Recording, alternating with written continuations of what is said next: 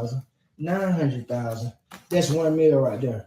That's what I'm willing to invest in my next superstar because I'm starting a whole new label, fresh. So I said millionaires. So who want to join my new label? Because I'm looking for my next male superstar. Babe, where you at with the count? How much you got over here? So far, I got 100, 200, 300, 400, 500, 600, 700, 8, 9, a million. I got a million, plus I got some extras that I'm still counting up for the female artists. So I got $1 million for my next female superstar. I got $1 million for my next male superstar.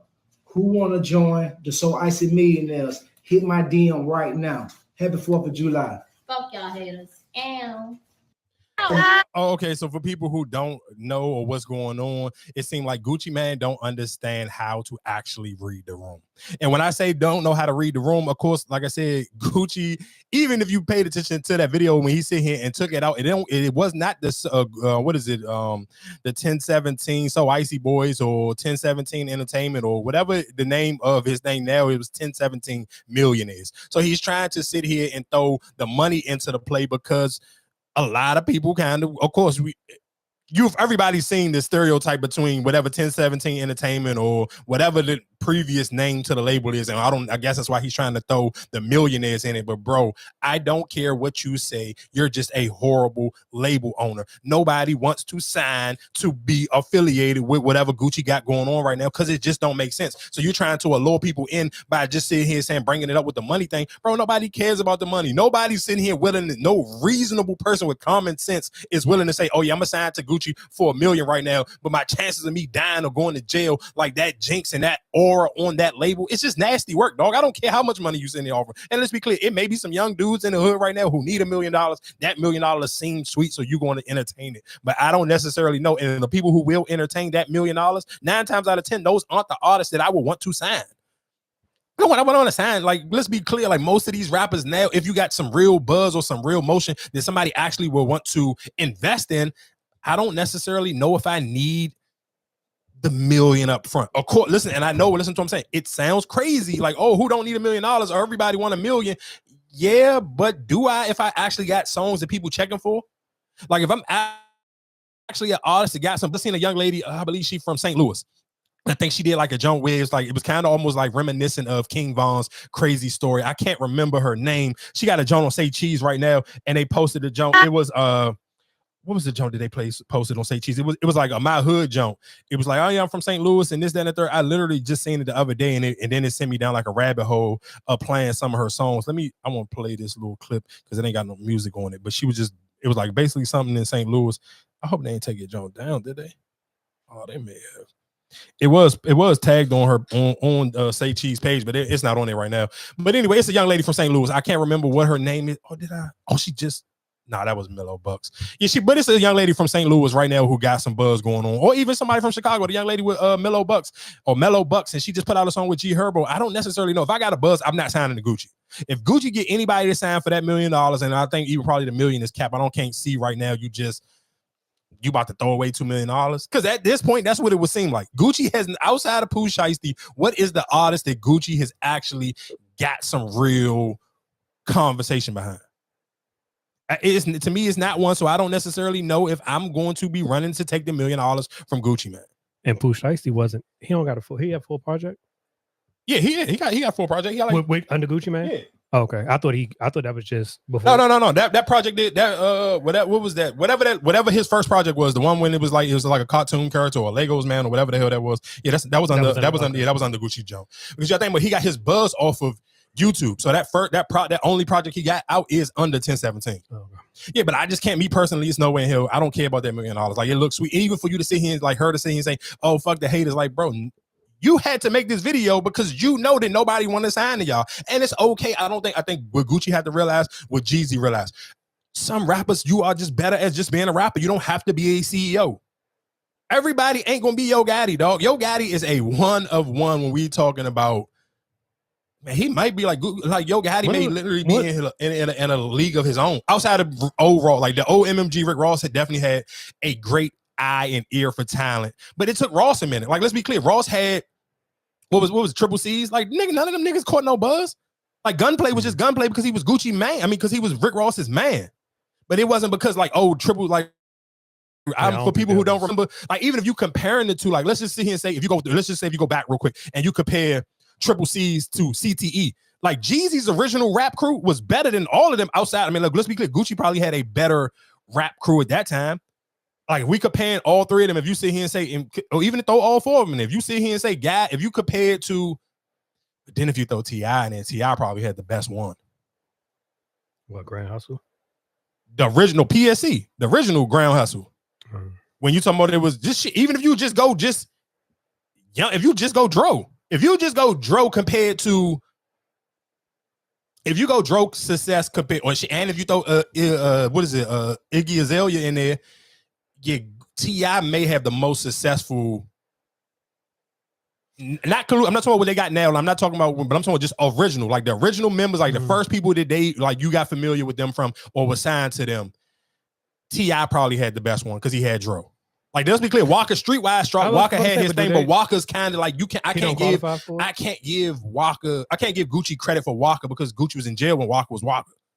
When Walker was at his peak, Gucci was nowhere around. So what was OJ and them? That was under. It was just like niggas like I'm cool with, but they wasn't never signed to him. They never was signed to him. So okay, my question, like when the last time Gucci really his projects, like is that why he probably trying to do more of an artist because his projects are not yeah, I mean, but I think you could say that about any of them. Like, I mean, I don't think Gucci projects it ain't no different from Ross or no different from Jeezy or no different from Gaddy. Like them, I mean, if you're not a fan of them, I think their projects like we ain't talking about like we ain't checking no Billboard charts for none of them niggas albums. Not even T.I. So that's what I'm saying. Like, I think we kind of bypass that. And I do think that is one of the things, and I kind of even wanted to make that a conversation where it's like, I almost wonder, is academics losing his, I'm not going to sit here and say his credibility because, I mean, he's academics. He kind of like, I think, of course, we've talked about this before. After you are a certain age, you just be lazy with where you go search your information from. So academics is going to always be academics, but the things he kind of hung his hat on, and like I even see him trying to hang it with Meg and the album sales with Meg, and it's like, you can't do it with Meg because like you trying to clown her about the album sales, but nigga, she on a tour that sold out, arena tour. This ain't like she ain't in the field more. She ain't in nobody's little 2,500. Like, bro, she's at arenas. She's literally 13,000 people, city to city. Like, nigga, who give a fuck if she don't sell not one album? I'd rather be able to sell hard tickets than you sitting and say, oh yeah, I did 200,000 the first week, but I can't sell no goddamn tour. Like, nigga, who cares? And I mean, the way that the streaming and all that, I mean, do album sales really mean anything anymore? But again, that's what I'm sitting here saying. For somebody like academics, you kind of made your bread and butter on the numbers. I don't think people care no more. But that's what I'm saying. But you keep, if you saying nobody care about the number, but my thing is when you shouting the numbers out and say, oh, she only sold this, but what else are you comparing her to? Because I mean, really, she is not that big. She is big right now, but who are you comparing her to? You comparing her to Nicki or somebody like that who's been in the game for a long time? Yeah, but I'm just saying when you saying not that big, how you can't say not that big, and this is she's a touring act. She's a touring act, but what I'm saying, but who else? She's probably selling more than everybody else besides a Nicki and a Cardi. Yeah, I mean, she probably not. Yeah, if you talking about girl wise, but even still, like if you trying to Lil Baby and them still sell more than her. But I don't. But Lil Baby, we don't compare. I don't think we ever compare the men to the women with their record sales. So that's what I'm saying. For you to get on, I think. But peak Nicki niggas was like peak Nicki was still like I'm comparing her to like the YMC and B thing. Like you got them. Peak Nicki and peak Drake was like they was coming right behind Wayne's. 1 million 1 week. Okay, when Nicki was doing 500,000, Drake was doing 600,000-700,000. Like they was coming like them numbers was like right behind Wayne. And that's when people was buying albums. But I feel like now when it's in the streaming area and how much you listen to it and that's it. You know, like that's what I'm saying. You can't really hold nobody at value like, oh, well, your album didn't sell. I think, but people tried to. I think because even like I said, and that's why I think even if I'm academics, where I would personally kind of, I would kind of pull away from that a little bit. I know that's your stick, like that's your thing, but it's like it's kind of not working no more. Because even like I seen somebody. I forgot what I was watching, but he was sitting here saying how, and I said this a million times on here, where he was like, well, Meek lost because Meek never made no friends via social media. When I say no friends, I mean like he didn't have a podcaster to be able to go back and forth for him against the academics. We talked about that on here before, and that was one of the reasons why he was losing. But one academics thing was like, he used to clown Lil Baby, like, oh, Lil Baby done, and then kind of like Lil Baby has quietly came back with some big songs. It's like OD on TikTok. That little band for band on that should go crazy on TikTok right now. Like Lil Baby is like Lil Baby on, like if you talking about like if you get on TikTok, that band for band when that junk came out for like at least for the first 2 weeks, nigga, they was burning a hole on that junk. But that's why I kind of say like do the album sales milk, because if everything else I'm hitting on the internet with social media, with trending, with all, you know what I'm saying, like the with the songs, sounds and stuff. the sounds and stuff. Meg is the person who, like, it don't matter. Meg is the person who Meg has kicked in the door. It don't matter no more. Like before this Meg situation, it still mattered to people. People like cared. Like even if I'm Cardi now, I kind of like I would watch the Meg thing and be like, let me hurry up and put my album out. Like Meg should be the person right now to be like, oh fuck the album sales. She literally only did. She gonna do 60,000 her first week. No, I would take that 60,000 and be able to do a world tour in arenas over somebody who could do 200,000 and they can't do nothing. And like you said, the album sales, maybe because you could even put Doja in that. Doja did like 60,000 her first week, and she literally an arena act. She's doing her tours was on arenas. That's what I say. So I think it's just, so I do think, but for Meg, I think because it was like, and again, that's just one of those like. Because if we be honest, if we go back to actually having to buy albums, I think she probably would have did the numbers. I mean, but like I said, I don't even. To me, it don't matter. If you can get people to buy tickets to come and see you, because guess what? Guess who can't do? Who's doing horrible right now? We can tie that into like Sexy Red. And I don't. And listen, because I told y'all this. I think personally, I told y'all that Nicki curse or that Nicki jinx is a real thing. It's over for Ice Spice, bro. Like you can look at Ice Spice, like even just like, all right, bro. How many times you gonna shake that little white ass? Like nobody, like who? I don't care no more, dog. Like, all right, cool. It's just like, because that trick, it just eventually get worn out, because like nigga, every time we see her, it's like, bro, you playing a song and you just twerking behind, and it's not even like, niggas ain't geeking. Like I can see better twerking on the same social media app that you trying to show me these weak ass twerks about. Like what the, like I don't get it. Like even, yeah, I seen Sexy Red make a statement who sit here and was like, that's just. Because she's doing her tour with a smaller promotional company. So I mean, I guess she's not doing it with Live Nation. And of course, I'm sure she's being cautious with her words, because you don't want to piss Live Nation off, because they are a huge, marketing company. Screw just being a promotional company, just marketing and email blast, right? Or whatever the case. Well, obviously, whoever she's doing her tour with, it's a smaller promotional company. I don't know. I think she said it was AG. I don't necessarily know who. I think she said it may be AG. I'm not 100% positive who the promotional company she's using. But of course, that was one of the big storylines that was going up and down the timeline. Did like her ticket sales was super low. Like she couldn't even sell like more than 30% of the tickets or whatever the case may be. So they were thinking about canceling some of the dates. And she was like, it's a lie. I didn't go look to see what her thing was going to be. But the only thing I could say for Sexy Red is I don't necessarily know if it's a lie, because you know the difference between when like an artist announce a tour, you will see at least some of their fans. Like I'm sure if you follow enough people, you'll see people starting to, like when Chris Brown went on tour, you seen people purchase their tickets. Or when Beyonce went on tour, like you seen people purchase their tickets and they'll post that, oh, I got my ticket, whatever the case may be. And they'll post it in their story or whatever the case may be and start a countdown or whatever the case may be. I follow enough girls. I know that's a thing that they do. If they buy tickets for whatever comedy show or whatever concert they're going to, they'll post it on their story and have a countdown till when they about to go to this concert. Yeah, and I just seen one. I think they were talking about Chris Brown. Like, just off of 2 nights, he made like $9 million off of his revenue. You know what I'm saying? Off of his show, yeah, for sure. So, my question to, I guess, when academics say all that, and it's just like, even with Sexy Reds, what do you really? Because I feel like you kind of defer it. You kind of scaring everybody away when you say, "Oh, well, they not doing what they doing," because now you making everybody about the whole machine thing, right? And you being the big one, talking about, oh, well, Kendrick used the machine, or he got bots. So what do you really like when you hold people to that standard and you say, well, she not selling, so you saying, okay, well, they don't use those? Because that's what I'm kind of like, if you exposing people album sales and all that, like that's what you're trying to prove. I mean, yeah, I think just for him though, I guess, and this is one, I guess my biggest critique on him, you kind of got to go outside. Or if you're not going to be outside, you have to follow enough people to make it feel like you outside. Like I told y'all about how big that 95 Degrees song was going to be by Glorilla. Shit, damn near a month before the song even came out, because I be on TikTok. I'm watching what's trending. This song, every time I get on this app, this 95 Degrees, I ain't got no nigga. Like I couldn't get away from that. Like every time she posted a jump, people was in her comments, and that's all they kept like, bro, hurry up and drop this song. So that's my thing. If it's like, you cannot live on an island where it's just like, okay, my opinion is going to be the news, because you'll eventually become outdated. You'll become you won't be hip, because if you sit here and try to downplay everybody else, if you try to downplay everybody else, and you try to downplay other people's opinions or what their thought pattern is or what's actually going on outside, like your opinion can be cool, but that it has to match with what's actually going on outside. And we can kind of tie that in to Stephen A. Smith a little bit later, where it's just like, yeah, it's okay, your opinion is cool on sports, but you can't really speak for the black culture because you're too detached from the black culture.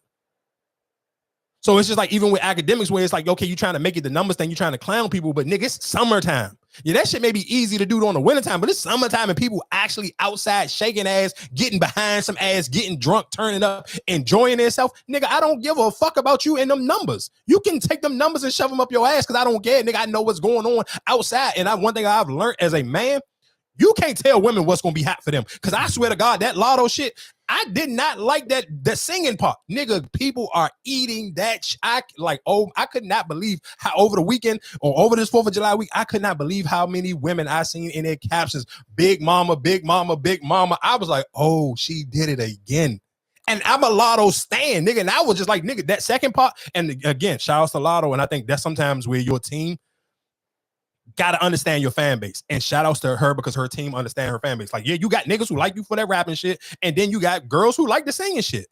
The same way people like that stupid, sexy red singing shit, people actually use it. But I seen and so Lotto, what she redid, she just dropped it in 3 separate parts. You can get the whole entire song when it's singing, then it lead up to the second part with the rapping, or you can just go like, if you go to Lotto right now, you go to her page, it's literally like almost like a little, you know how they put it out, like a mini album where it's like a 3 jump. Like you can literally get the whole song, or you can get just the singing part, or you can get just the part. It's broke down. Part 1, of course, that's just the singing part. Part 2 is the rapping part when the beat changed. So I said, shit, that's sweet. And now I can just listen literally because I don't want to hear the singing part. I'm cool on the singing shit. She's not a singer for us. So like, I'm cool on the part 1 thing. What did you do for my birthday? Like, I don't want to hit, but I seen so many women eating it up. And I'm like, oh yeah, you can like music, but nigga, you're not a woman. So you're not going to digest this music the way a woman would. So when do he purchase music or anything like that? Like, who is he like? Because when you say, like, that's what I'm saying. Like when you talked about the numbers and all that, but do you support the artist? I mean, I'm sure he probably do. I mean, I don't know. Nobody, anybody can lie. Nigga, Joe Budden tell you all the time, well, I buy this music, that we don't fucking know. Like, I don't. Yeah, no, but somebody can tell you they do without anything. I'm just saying when he report the numbers, is it like, all right, well, I do support, I do buy this and why? I'm sure everybody has you fans of somebody. You started off as a fan of somebody, but I think you can become just a character of whoever you made yourself. I mean, like we talk about with Skip Bayless or Stephen A. or any of them. Like, I think to become a good media personality, you're going to have some bias. You're going to become a character yourself. You're going to find what's your stick and what works for you. That's what worked for him. I'm not mad at him for what worked for him, but do I feel like you can easily lose grips on what's going on and the other impact that other people having if you're just like, okay, I'm just gonna be a Drake stan and I'm just gonna be a number guy because I'm a Drake guy. And it's like, all right, well, then when the numbers ain't working no more and in Drake kind of code, you almost do what Sexy Red and them did. It's like, now what the fuck are you gonna talk about? All right. Okay.